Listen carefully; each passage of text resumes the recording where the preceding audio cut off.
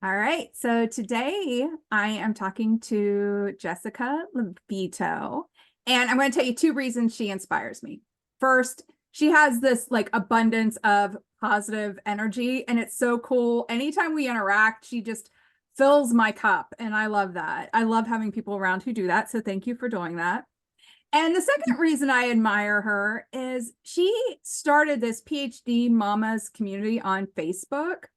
And it's really focused on increasing visibility and community for moms who are navigating academic stuff, like whatever academic stuff they're navigating. So they could be professors or graduate students. If they're a mama and they want support in that, that's a community for it. And I love that about her. So, Jessica, the question for you, how do you foster supportive and empowering relationships with other women? Well, you kind of gave it away with PhD mamas. But PhD Oh, mamas good, is then we can be done. I'm exactly kidding. PhD mamas.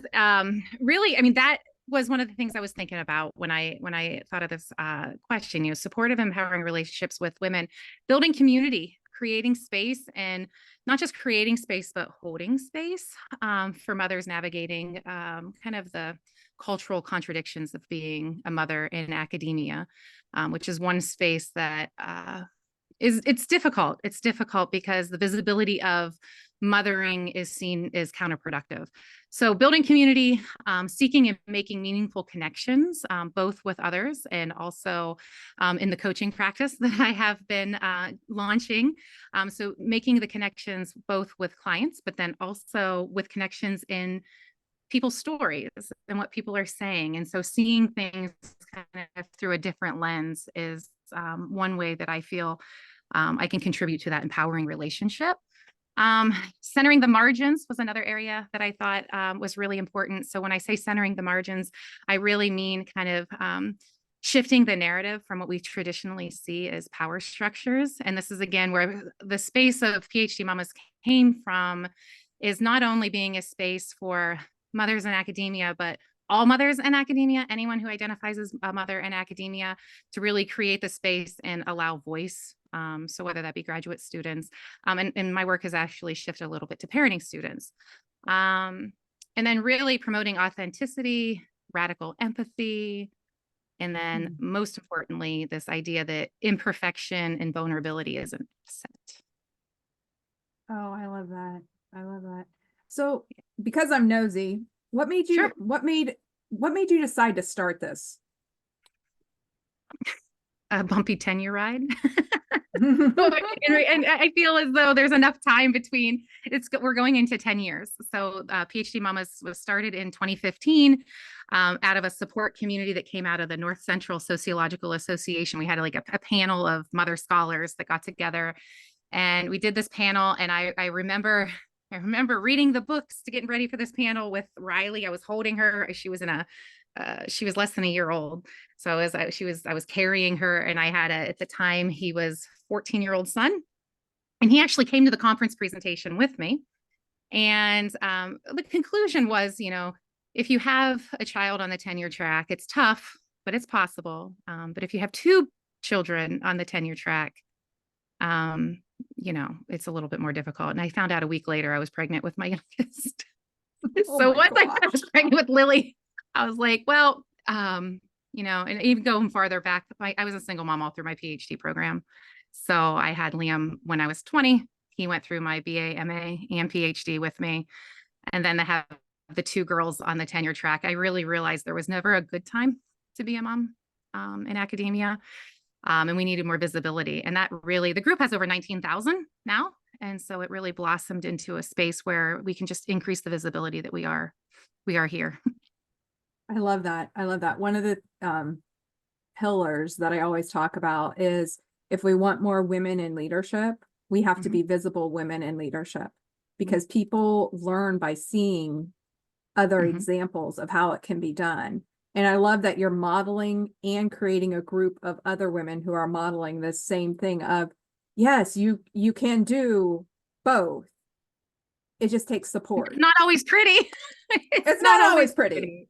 No, and that's where that vulnerability and imperfection comes in. So just embracing that. All right. So you ready for the lightning round? It's very hard for me to do anything in 1 or 2 words, but I will. Yes. It's okay. More words is okay. I'm not counting them. Okay. Okay. What is one word that defines your approach to life?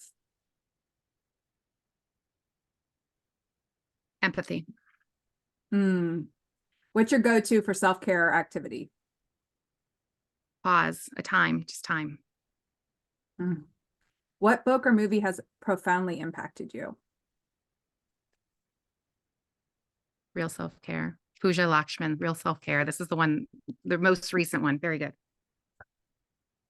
Hold on, I'm writing it down. I love anytime somebody mentions a book that I think, oh, that would be, I make sure I get it. Okay. What's your favorite way to unwind after you've had a busy day? Garden, dirt, the plants. I love that. I so love and admire people who can keep plants alive. It's not my gift. You have more than enough, and then if one dies, it's kind of my cottage garden too. If one plant, others will fill in. Okay. Can you share a habit that's been a key to your personal growth? The prioritizing the pause, taking a moment to think before you say yes. Awesome. What's one piece of advice you'd give to your younger self? Take time to heal. What is your favorite inspirational quote? The function of freedom is to free someone else. Toni Morrison. Oh, that one's good. I love that.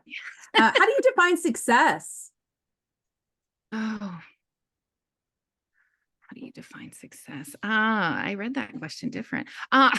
Remove barriers, removing barriers. So the more barriers I can remove for the next generation, that's success. What's one small act of kindness that's made a big impact on you? People giving of their time. That's that catch-22. The dog's like, hey, give me your time. Oh, I love that. I love that. What's a dream destination that speaks to your soul? Home. Is that home? But I live really close to Lake Erie. So Lake Erie and the beach and just being home. That's my dream destination. I love that.